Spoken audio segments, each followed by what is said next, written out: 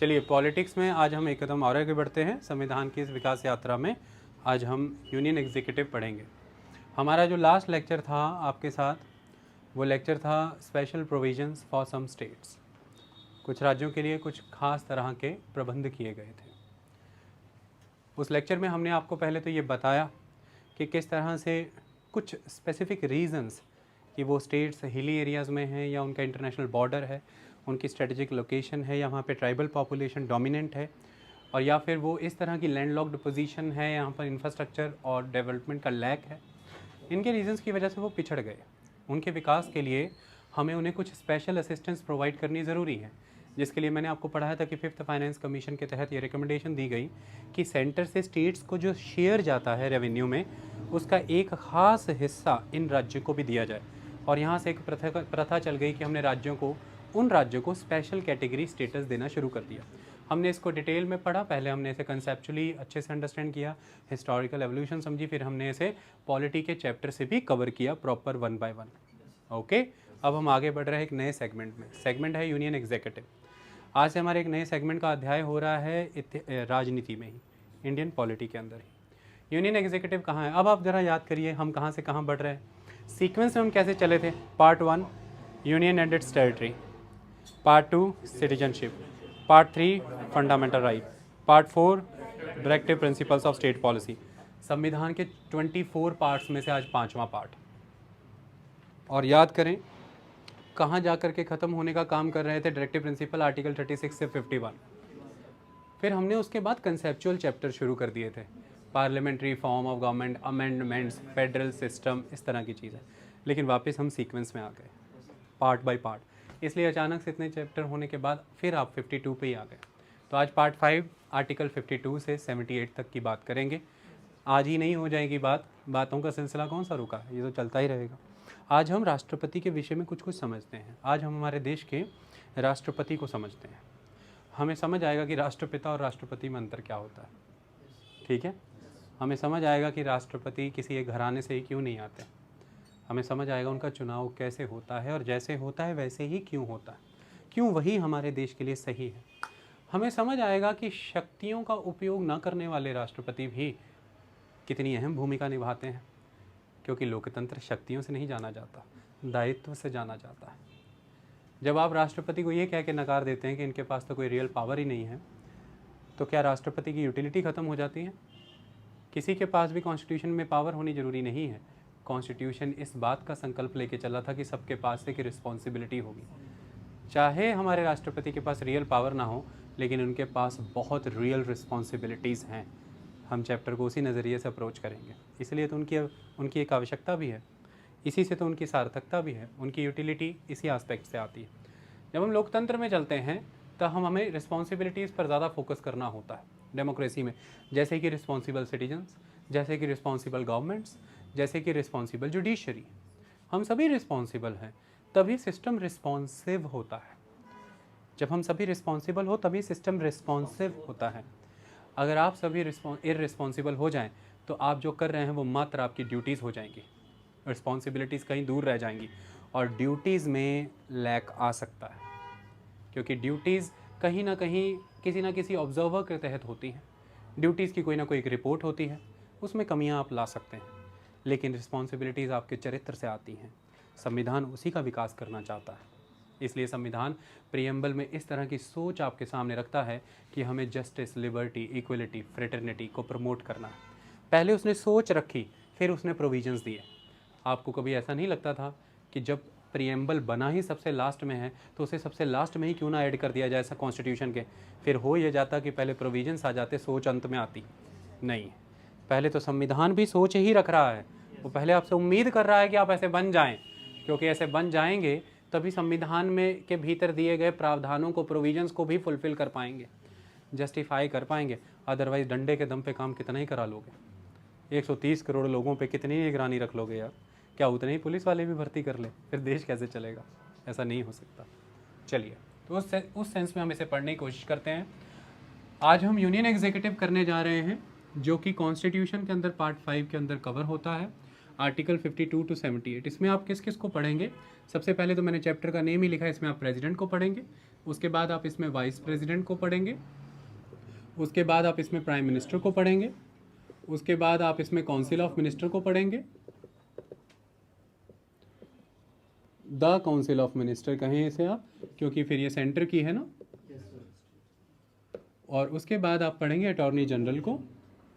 इसी तरह से जब आप स्टेट को पढ़ेंगे तो वहाँ पे एडवोकेट जनरल होंगे, attorney general of India, very important personality, इनके बारे में भी हम पढ़ेंगे। के वेणुगोपाल, इनका नाम आज के दिनों में आपने बहुत सुना होगा। और सॉलिसिटर जनरल तुषार मेहता का नाम भी आपने बहुत सुना होगा। इन्होंने भारतीय सरकार को बहुत से केसेस में रिप्रेजेंट किया, जिसमें से सबसे रीसेंट अगर आपने देखा होगा तो सेंट्रल विस्टा प्रोजेक्ट था, जिसका अभी परसों 2-1 के बहुमत से आया है फैसला कि 3 जजेस की बेंच में से 2 जजेस ने सेंट्रल विस्टा प्रोजेक्ट के फेवर में डिसीजन दिया कि हाँ, नई पार्लियामेंट और बाकी सारा इंफ्रास्ट्रक्चर बन सकता है। एक जज जो हैं वो मतभेद रखते थे अपना, उन्होंने अपना डिसेंट भी प्रेजेंट किया। ओके जी, लेकिन सेंट्रल विस्टा प्रोजेक्ट अब लगेगा। तो वहाँ पर केस प्रेजेंट करने वाले जो थे वो हमारे देश के पहले अटॉर्नी जनरल भी थे। पहले मतलब कि पहले नहीं, मतलब पहले वो कर रहे थे, फिर बाद में सॉलिसिटर जनरल ने किया, क्योंकि वो इन्हें असिस्ट करने के लिए होते हैं। ओके, तो हम इसे पढ़ेंगे। आप जैसे कोई भी डिस्प्यूट में आ जाते हैं या आप कोई भी केस लड़ते हैं तो आपका कोई वकील होता है। सोचो, सरकार का भी तो कोई वकील होगा, होना चाहिए कि नहीं? देश का भी तो होना चाहिए ना, ये वही है। और ऐसे में प्रेसिडेंट को पढ़ना शुरू करते हैं। जब प्रेसिडेंट को पढ़ने की बात करते हैं तो उनके विषय में कुछ पहली 2-4 बातें ठाठा करती आती हैं। ठाठा MCQ, लेकिन उन्हें समझे तो फिर मेंस के क्वेश्चन, उन्हें समझे तो इंटरव्यू के क्वेश्चन, और डिटेल में समझे तो एक सार्थक नागरिक, एक सार्थक अफसर, या सही मायने में कहें यदि सार्थक ही हो गए तो अफसर का है कि सेवक। ख़त्म कहानी। अपॉइंट तो इसलिए किया गया, नाम तो पब्लिक सर्वेंट ही है, आपने ऑफिसर बना दिया, है कि नहीं? कॉन्स्टिट्यूशन तो सर्वेंट ही कहता है, लेकिन यहाँ पे सर्वेंट नौकर नहीं है, समझ आई? यहाँ पे आप दास भी नहीं हैं, आप सेवक हैं। ना नौकर है ना दास है, सेवक हैं। सेवक आप स्वेच्छा से बनते हैं किसी के, ये बात याद रखिएगा। दास आपको डरा के बनाया जाता है, बंदी बना करके, और नौकर जब आप नौकरी में रहते हैं। यहाँ तो सेवक है। It is very good. भाव को समझिए, शब्दों में मत जाइए। देखिए, इनके बारे में ये कहा जाता है कि ये head of the Indian state होते हैं। Is the head of the Indian state, ठीक है? अब head of the Indian state का क्या मतलब है, ध्यान से सुनो। स्टेट शब्द का जब भी आपने स्टेट सुना तो आपने सुना होगा पंजाब स्टेट। क्या पंजाब स्टेट नाम का कोई रेलवे स्टेशन देखा आपने कभी? रेलवे स्टेशन जो देखे होंगे तो वो देखे होंगे लुधियाना, जलंधर, अमृतसर। पंजाब का तो कोई स्टेशन नहीं देखा होगा। इसी तरह से आप आपने सुना होगा इंडिया। इंडिया नाम का कोई रेलवे स्टेशन देखा आपने? कोई एयरपोर्ट देखा आपने? आपने दिल्ली का देखा होगा, इंटरनेशनल एयरपोर्ट इंदिरा गांधी, आपने बम्बई का देखा होगा, बेंगलोर का देखा होगा, सबके देखे होंगे। इंडिया नाम का तो नहीं होगा। कुछ चीज़ें कई बार होती नहीं है लेकिन होती हैं, उन्हीं से सब कुछ होता है। इसी तरह से एक कंसेप्ट है स्टेट, ठीक है? ये कहीं है तो नहीं, लेकिन हर किसी में यही है। जैसे आत्मा दिखती तो नहीं है पर है। दिखता क्या है? शरीर। तो हमें दिखती क्या है? गवर्नमेंट। हमें क्या दिख रही है? गवर्नमेंट। अच्छा, गवर्नमेंट किस फॉर्म में दिखती है? जैसे शरीर हमें दिख रहा है, शरीर हमें किस रूप में दिख रहा है? शरीर में चमड़ी है, बाहें हैं, आँख, नाक, कई कुछ है। इसी तरह से हमें गवर्नमेंट भी दिखती है। कैसे दिखती है? एग्जीक्यूटिव होती है ना। एग्जीक्यूटिव का मतलब यहाँ पर क्या है? देसी भाषा में सरकार, और टेक्निकल कॉन्स्टिट्यूशन लैंग्वेज में काउंसिल ऑफ मिनिस्टर, मतलब मंत्री परिषद। तो देश में एक मंत्री परिषद होती है जिनके साथ प्राइम मिनिस्टर सलाह मशवरा करते रहते हैं। So council of minister headed by the prime minister, इसको अपन सरकार कह देते हैं। इन्हीं मंत्रियों की खबरें आप हर रोज़ सुनते रहते हो ना। इनमें से 3 मंत्री अभी मिल रहे हैं ना, किसान जो वहाँ पर विरोध प्रदर्शन कर रहे हैं, प्रोटेस्ट कर रहे हैं, उनसे मिलने भी तो यही 3 मंत्री जा रहे हैं। वो काउंसिल ऑफ मिनिस्टर के ही मिनिस्टर हैं। हाँ, काउंसिल ऑफ मिनिस्टर के कुछ खास मिनिस्टर हैं, क्योंकि ये काउंसिल ऑफ मिनिस्टर से ही एक बॉडी निकलती है, कैबिनेट। जैसे एक बड़े से कमरे में सबके अपने अपने कैबिन होते हैं ना, इसी तरह से इस बड़ी सी काउंसिल ऑफ मिनिस्टर में भी अलग अलग मिनिस्ट्रीज़ हैं। हर मिनिस्ट्री का एक मेन लीडर होगा, वो मेन मिनिस्टर हैं, उसे कैबिनेट कह देते हैं, कैबिनेट मिनिस्टर। जैसे डिफेंस है, होम है, फाइनेंस है, एक्सटर्नल अफेयर है, इसी तरह से एक एग्रीकल्चर मिनिस्टर भी है। आप उनका रोज़ रोज़ नाम सुन रहे हैं। तो इस तरह से council of minister headed by prime minister होती है। इसी को हम सरकार कह देते हैं, क्योंकि मेन कामकाज इन्हीं का है, क्योंकि यही लेजिस्लेचर, यानी कि जहाँ पर कानून बन रहे हैं, जैसे देश के मामले में देखें तो संसद, जिसे अंग्रेजी में कहते हैं पार्लियामेंट। जो है कहाँ पे, दिल्ली में, और दिल्ली कहाँ पे, नई में। ठीक है जी। वो संसद है जिसे अंग्रेजी में पार्लियामेंट कहते हैं, इसका काम है कानून बनाना, और शुद्ध हिंदी भाषा में कहें तो ये क्या, कौन सी है, विधान पालिका, कानून बनाने का काम करती है ना। तो ये कानून बनाती है। अब कानून बना करके उस संसद के उस पूरे के पूरे परिसर से बाहर भी तो लेके आना है। जैसे इस क्लास में मैंने कोई नियम बना दिया, मैंने अभी नियम बनाया कि अब हम सभी लोग नीचे से ऊपर चढ़ते हुए किसी भी तरह से खाने पीने की वस्तु का कोई सामान रास्ते में गिराएंगे नहीं। ये नियम तो बना लिया हमने इस पार्लियामेंट के अंदर, पर आप इस नियम को बाहर लेकर के जाएंगे तो सबको बताएंगे ना, जो नीचे से ऊपर चढ़ करके आने वाले हैं। तो आप इस क्लास में लिए गए निर्णय को, क्लास में बने हुए कानून को एग्जीक्यूट कर रहे हैं। You are executing the decision. तो आप कौन हुए फिर? आप उस कानून को कार्यरत बना रहे हैं। आप कार्यपालिका हैं, एग्जीक्यूटिव हैं। तो आप कौन है? सरकार हैं, जो हमें नज़र आती है, मंत्री और प्रधानमंत्री। समझ आ गई कहानी? तो लेजिस्लेचर में यानी कि संसद में यानी कि पार्लियामेंट में कानून बनते हैं, और ये एग्जीक्यूटिव यानी कि सरकार यानी कि council of minister headed by prime minister उनको लागू करती है, उनको एग्जीक्यूट करती है। अब मुद्दा ही क्या हुआ प्रशांत, अगर इन कानूनों को नीचे से ऊपर तक आप सबको समझाते आए लेकिन किसी ने उसकी पालना नहीं की, कोई तो दंड होगा उनके लिए, कोई तो होगा जो उनसे उसकी पालना करवा दे। तो उनकी अब क्लास नहीं लगेगी, उनको लेक्चर्स नहीं मिलेंगे रिकॉर्डेड फॉर्मेट में, ये सारे दंड उनको दिए जाएंगे।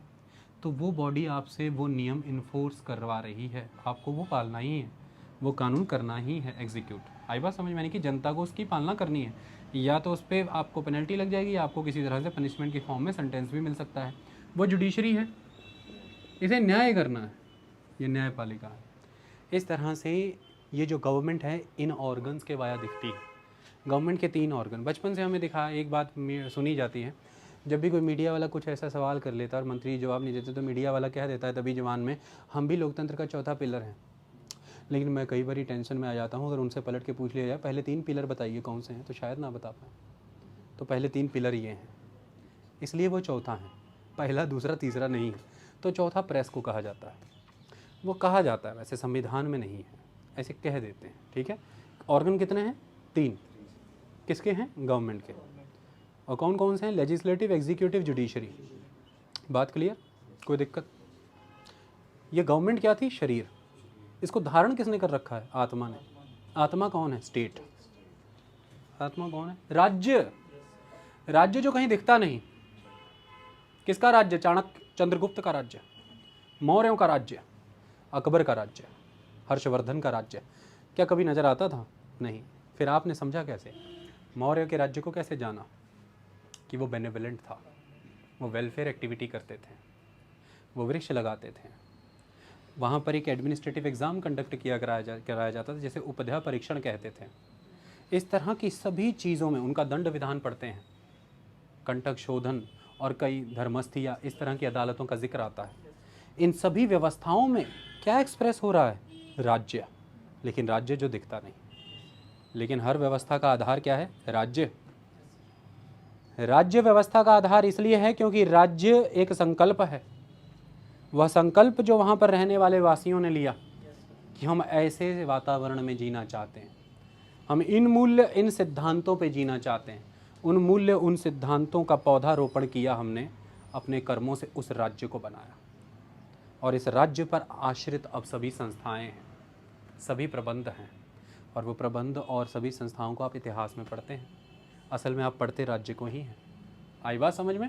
यही राज्य है, इसे ही स्टेट कहते हैं, जो कभी दिखता नहीं पर ये सत्य है, ये होता है। जैसे आत्मा दिखती नहीं पर होती है। सही बात है? ओके।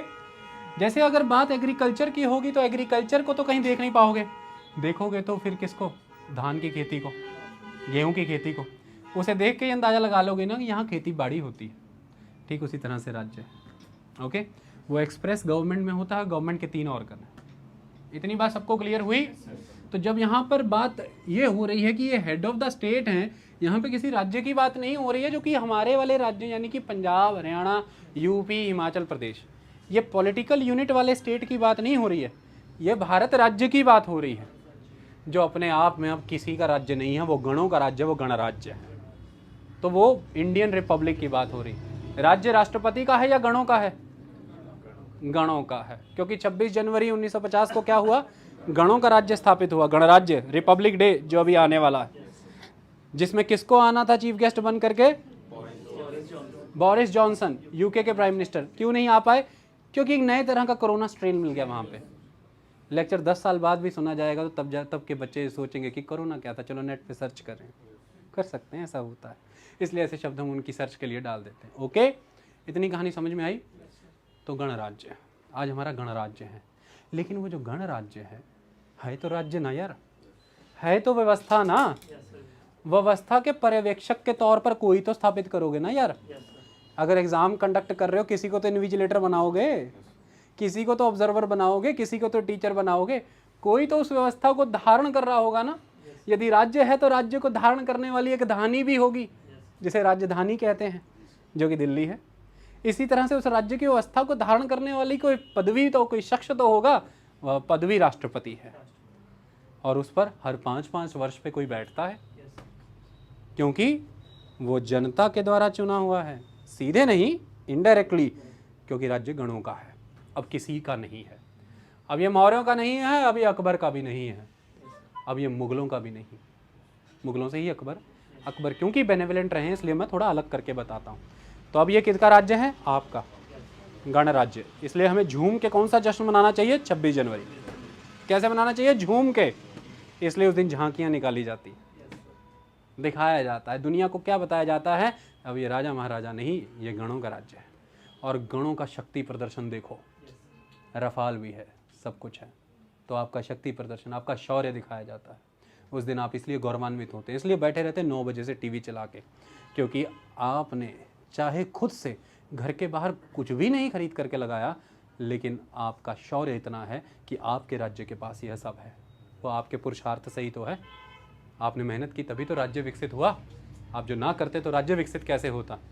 वो बात अलग है कि आप डायरेक्ट टैक्स नहीं भरते, माचिस की डिबिया खरीदते वक्त भी तो आपने MRP भरा, उसमें भी टैक्स है, और आपने देश बनाया। ये गणराज्य है, आई बात समझ में।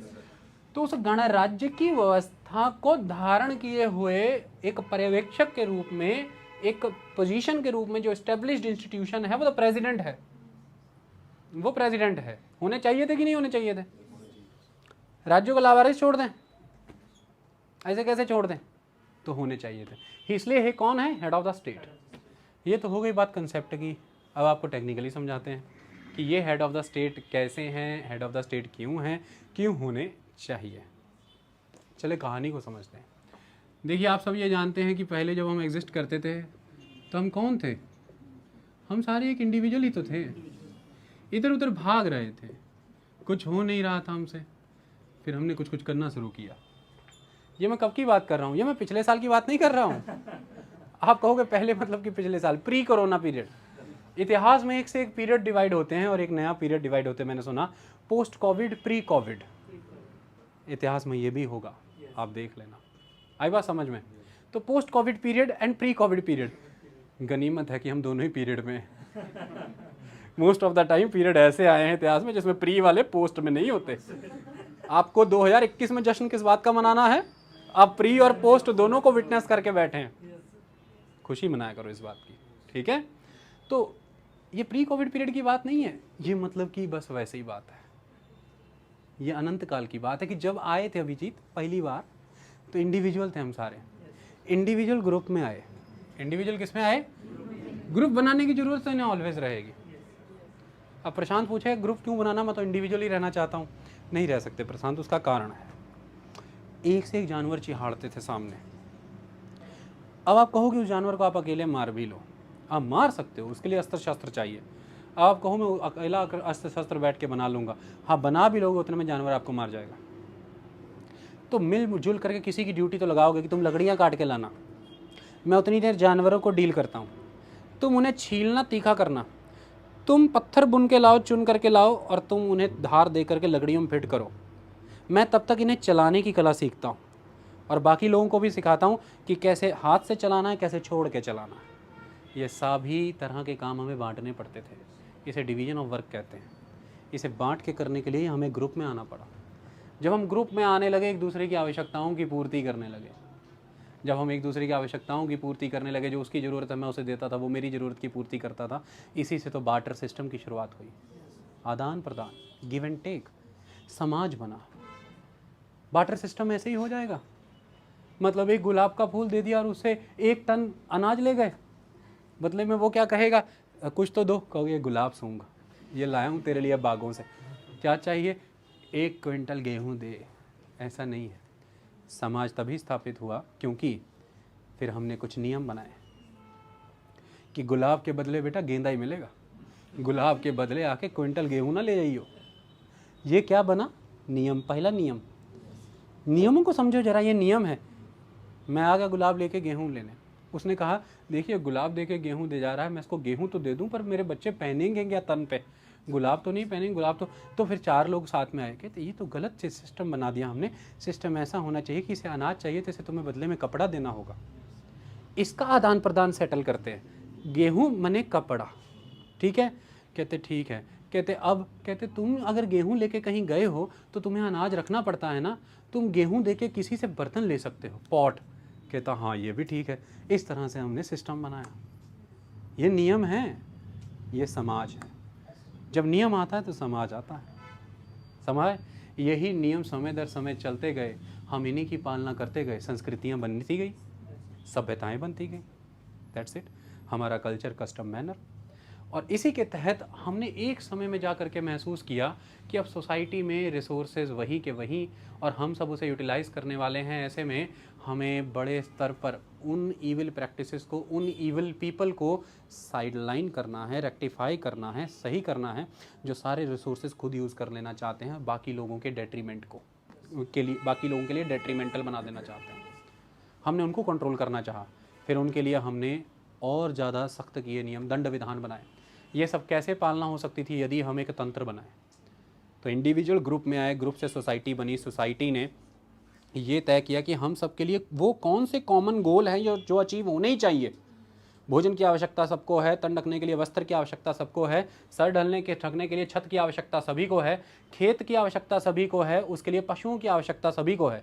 इस तरह की कॉमन आइडेंटिफाई की है और ये कॉमन सभी में डिस्ट्रीब्यूट होने चाहिए। सभी को बुल मौका मिलना चाहिए इनका विकास करने का। जो सभी पशु अपने नाम, सभी तरह के खेत अपने नाम लगा देना चाहता, ये गलत प्रैक्टिस है, इसको रोकना पड़ेगा। इस तरह के जेलस वाले पर्सन, इस तरह की एनवी रखने वाले पर्सन, इस तरह की ईविल प्रैक्टिसेस करने वाले पर्सन्स को good practices, growth oriented practices person से साइडलाइन करना है। इसके लिए क्या बनाना पड़ेगा, गुड एंड बैड से रिलेटेड लॉज। ये सब कैसे हो सकता है, यदि हम एक सिस्टम इस्टेब्लिश करें जिसको सारे फॉलो करें। इससे एक कंसेप्ट जन्मा कि हमें खुद को पॉलिटिकली अल्टीमेटली एम्बॉडी करना पड़ेगा। और वो क्या है, the political embodiment of the society is the state. हमने पहले ये देखा कि हम जो तंत्र बनाने जा रहे हैं वो तंत्र का आधार क्या होगा। तो पहले हमने उसकी आधारशिला रखी, आधारशिला रखी अपने विचारों से, अपनी सोच, जो भी परिस्थितियाँ हम अपने लिए चाहते हैं, जो हम अपने लिए चाहते हैं वही हम औरों के लिए भी चाहेंगे। तो हमने एक राज्य का निर्माण किया और फिर राज्य को पूरी तरह से एक्सप्रेस करता है उसका पूरा का पूरा सिस्टम ऑफ ऑर्गन्स। आई बात समझ में। स्टेट गवर्नमेंट से कम्युनिकेट करता है किसके वाया द कॉन्स्टिट्यूशन। स्टेट को बोलना है तो कैसे बोलेगा, बात कैसे करेगा गवर्नमेंट से, वाया द कॉन्स्टिट्यूशन, संविधान। आई बात समझ में। The fundamental law of the land, the basic law of the land, the general law of the land, that is the constitution. Clear.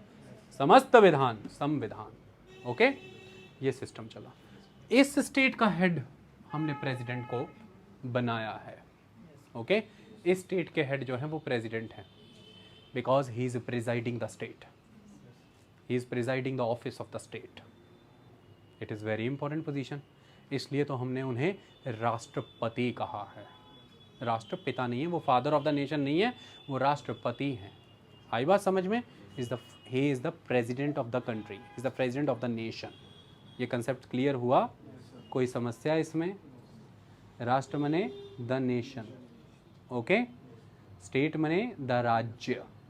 Okay, clear. आगे बढ़े। अब सवाल आता है कि head of the state prime minister को क्यों नहीं बनाया भाई, हेड ऑफ द स्टेट ये प्रेसिडेंट को क्यों बना दिया, प्राइम मिनिस्टर को भी तो बना सकते थे। दो चीज़ों को समझो, अच्छे से अंडरस्टैंड करो। ये जो इंडिविजुअल ग्रुप में आए थे, फिर ग्रुप ने सोसाइटी बनाई, सोसाइटी ने एक सिस्टम इस्टेब्लिश किया, स्टेट। डन। स्टेट में मूल्य स्थापित कर दिए, विचार स्थापित कर दिए, और इसके वाया ही आगे सारा तंत्र स्थापित होगा, द गवर्नमेंट। ओके। पर समय बदलता चला जाएगा, हमारी ज़रूरतें बदलती चली जाएंगी। वो कोर वैल्यूज़, वो कोर प्रिंसिपल्स, वो कोर फंडामेंटल्स तो स्टेट के रूप में वहीं खड़े हैं। और वो core principle, core value, core fundamental aspect क्या है? सभी का विकास। ये सभी का विकास तो कंसेप्ट कभी भी नहीं बदलेगा। एक आइडियल सोसाइटी अगर है तो ये कंसेप्ट तो कभी नहीं बदलेगा। 4000 साल क्या तो 40,000 साल क्या, यही डाल दिया। लेकिन एक समय में सभी का विकास कैसे था? सभी का विकास के लिए सभी को क्या दे दो? बैल दे दो। मैं हिंदी में लिखता हूँ, बैल दे दो। बेल नहीं है, बैल है, हल चलाने के लिए। लेकिन आज के लिए, आज की सभी के विकास के लिए उनके हाथ में क्या दो? फ़ोन। चीफ मिनिस्टर फ़ोन बांटते हैं ना। आज भी इस फ़ोन का उद्देश्य क्या है? सबका विकास। तब बैल का उद्देश्य क्या था? सबका विकास। सबका विकास वाला पॉइंट बदला नहीं, लेकिन सबका विकास कैसे होगा वो बदला कि नहीं बदला? बदला कि नहीं बदला? ये असर्टेन नहीं करना, इसका पता नहीं लगाना कि सबका विकास कब कैसे हो रहा है, तो इसका पता लगाने के लिए अपने में से ही कोई उठ के नहीं आना चाहिए। जनता की आवश्यकताएं बदलती नहीं रहती हैं, तो उसके लिए फिर जनता के रिप्रेजेंटेटिव नहीं चाहिए अपने आप को। तो जनता की आवश्यकताओं की पूर्ति करने के लिए जनता के रिप्रेजेंटेटिव, जनता समय समय पर अब क्या चाह रही है, कैसा चाह रही है, किस रूप में चाह रही है, जानने के लिए एक तंत्र स्थापित होता है, वो गवर्नमेंट है। गवर्नमेंट का हेड जो है वो प्राइम मिनिस्टर है।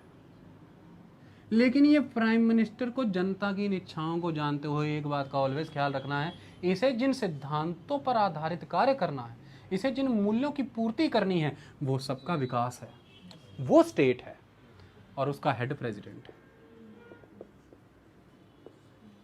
प्रेसिडेंट सिद्धांतों की रक्षा करते हैं, प्रेसिडेंट सिद्धांतों को प्रिसाइड करते हैं, उन सिद्धांतों के मार्ग पर चलते हुए जनता को डिलीवर करने का काम प्राइम मिनिस्टर करते हैं। अब बताएं प्रेसिडेंट की पोजीशन कितनी इंपॉर्टेंट है। 2 क्षण के लिए यदि मैं सिद्धांत छीन लूं, 2 क्षण के लिए यदि मैं अभी सबका विकास मिटा दूं, तो फिर ये तो अब उस दौर की जनता पे डिपेंड कर जाएगा वो प्राइम मिनिस्टर से क्या मांग रही है। तो वो तो ये भी मांग सकती है ना कि हम 80% कम्युनिटी मेजॉरिटी में है, बाकी के 20% वैनिश कर दो। तो प्राइम मिनिस्टर तो उनकी इच्छा पूर्ति में लग जाएंगे, करा लो बाकी के 20% वैनिश, फिर जी लेना। समझ आई? देखो इसको बेटा, इसको वैनिश ना कर देना, ये पर्सन बड़ा इंपॉर्टेंट है। लेकिन इसके ऑफिस से इसकी ओथ में 3 बातें हैं, यदि वो इन 3 बातों को मान लेना, बहुत ज़बरदस्त दफ्तर है ये। आई बात समझ में? लेकिन वो बात अलग है कि 3 बातें कितनी मानी जा रही हैं कि नहीं, वो मैं अभी समझा दूंगा। 3 बातें, ओके। अब वापस से मैंने ये दफ्तर फिर से खड़ा कर दिया। अब फिर से ये जनता उत्सुक होकर प्राइम मिनिस्टर को कह रही है बाकी के 20% वैनिश कर दो। प्राइम मिनिस्टर कहेगा भी okay I am going to do this, लेकिन एकदम से प्राइम मिनिस्टर कहेगा नहीं।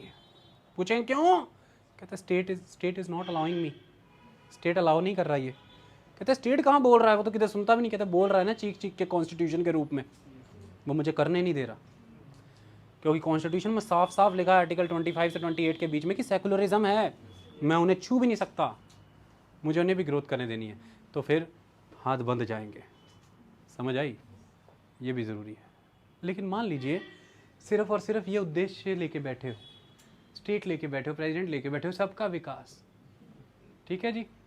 और जिस जमे में स्टेट बना था तब का स्टेट का सबका विकास का कंसेप्ट है, और आज भी बट रहे हैं बैल, आज भी बट रहे हैं बैल, बैल बट रहे हैं। दुनिया वैश्वीकरण की ओर जा रही है, डिजिटल तरंगे आ रही हैं, एक से एक क्रांति हो रही है, हम बैल के ज़माने में चल रहे हैं। जनसंख्या कितनी होगी भी? 135 करोड़, और उस बैल से खेती करेंगे। किसी ने पूछा बड़ी भूख लगी है भाई, कहते वेट करो 3 साल बाद तुम्हें चावल मिलेगा, क्योंकि अभी लगाएंगे, पहले 3 करोड़ जनता को देंगे।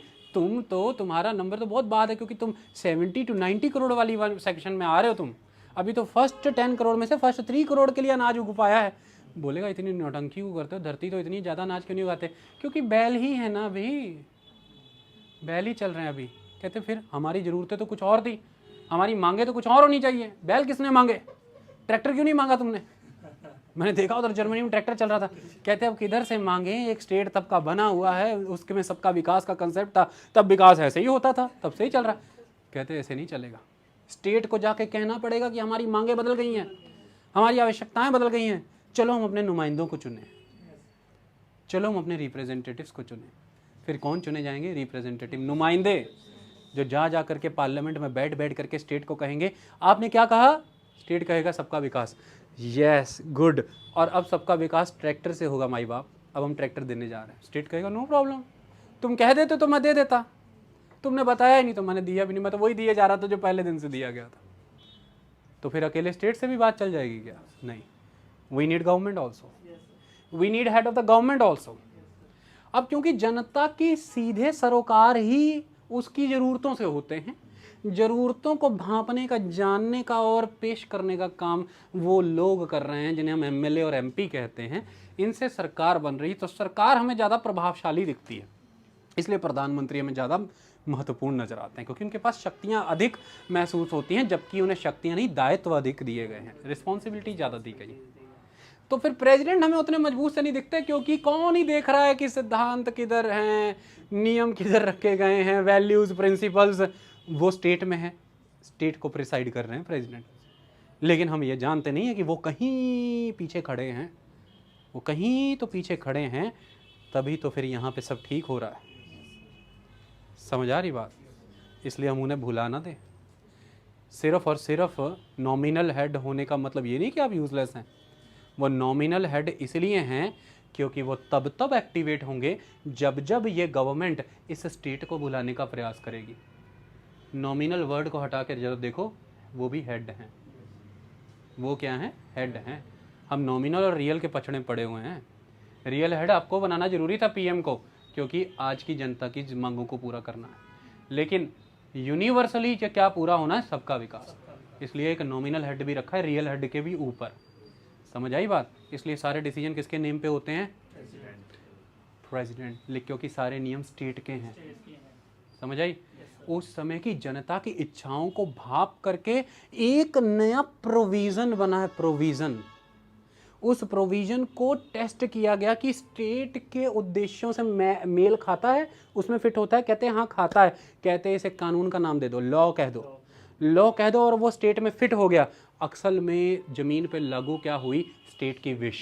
विश क्या थी? सबका विकास। तो फिर सारे डिसीजन किसके नाम पे होते हैं? स्टेट। स्टेट को प्रिसाइड करता है प्रेसिडेंट, तो प्रेसिडेंट के नाम पे सारे लॉ बनते हैं, सारे लॉ एग्जीक्यूट भी होते हैं। सिस्टम क्लियर हो गया? दैट्स इट, कोई टेंशन की बात नहीं। इतनी थ्योरी क्लियर हुई। अब इन्हें हेड ऑफ द स्टेट कहूँ कि ना कहूँ, और पीएम को हेड ऑफ द गवर्नमेंट कहूँ कि ना कहूँ? अब इन्हें बदल सकते हो कल को। अब कल को एमसीक्यू में पूछ जाओगे कि सर मैं एकदम से भूल गई थी उस पॉइंट पे आके, मुझे समझ नहीं आ रहा था हेड ऑफ द स्टेट वो है कि हेड ऑफ द गवर्नमेंट वो है। अब लॉजिक दे तो दिया, अब लॉजिक तो दे तो दिया। अब जब बूढ़े भी होकर के ये भूल जाओगे तो मेरा नाम बदल देना। इस कंसेप्ट को ऑलवेज याद रखना कि head of the government PM है, हेड ऑफ द स्टेट तो प्रेसिडेंट है। आई बात समझ में? डन? Concept clear? आगे बढ़ें। पहली line justified. Head of the state किसको होना चाहिए? प्रेसिडेंट को। नॉमिनल हेड नाम जुड़ जाने से कोई बदनामी को बेइज्जती है? नहीं, इसमें गर्व है, क्योंकि पार्लियामेंट्री फॉर्म ऑफ गवर्नमेंट में उन्हें नॉमिनल ही तो होना चाहिए। रियल तो उसे होना चाहिए जो अभी अभी सुन के आया, पापा ये ना झूठ बोल रहा था, इसको चॉकलेट चाहिए, ये इसलिए रो रहा है। ये जिसने ये बताया ये पीएम है, ये है रियल एकदम से। लेकिन बताया किसको? आकर के पार्लियामेंट को। और ये पापा ने ही कह रखा है, पापा मने द स्टेट, ये उन्होंने ही कह रखा है कि सबको बराबर में चॉकलेट देना। तभी तो पार्लियामेंट ने उसकी दरख्वास्त सुनी और चॉकलेट दे दिया उस बच्चे को। लेकिन ये ना भूलें कि अगर पापा का स्थापित किया हुआ वो सिस्टम वहाँ पर है और आज उस सिस्टम को प्रिसाइड कोई और कर रहा है, आज भी वो चेयर डाइनिंग टेबल की बहुत इंपॉर्टेंट है जो सबसे सामने लगती है। तो नॉमिनल हेड को सुन करके टेंशन में ना आ जाएं, उन्हें होना ही नॉमिनल चाहिए, क्योंकि थोड़े समय के बाद ही वो फिर एक बच्चा दौड़ा आएगा, पापा ये मैं बताऊं क्यों रो रहा है, ये जेली के लिए रो रहा है। अब चॉकलेट चली गई, अब जेली आ गई। एक समय के बाद वो बच्चा फिर दौड़ा आएगा, पापा ये पता क्यों रो रहा है, 4 साल के ही एक बच्चे को क्या चाहिए, पापा ये पता क्यों रो रहा है, क्यों, इसको ना मोबाइल चाहिए, इसको गेम लगानी है। तब भी पापा नहीं कह रखा।